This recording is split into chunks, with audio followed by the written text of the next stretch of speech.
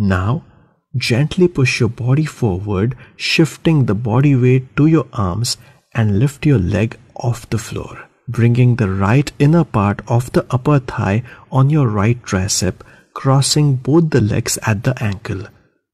At this point, your body is completely balanced on your arms, torso bent forward, arms in chaturanga bent at the elbow.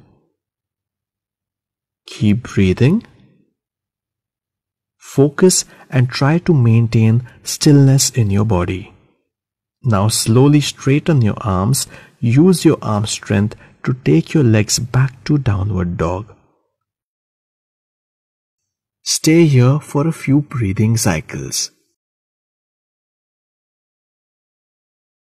Crawl forward and sit back in a comfortable sitting posture.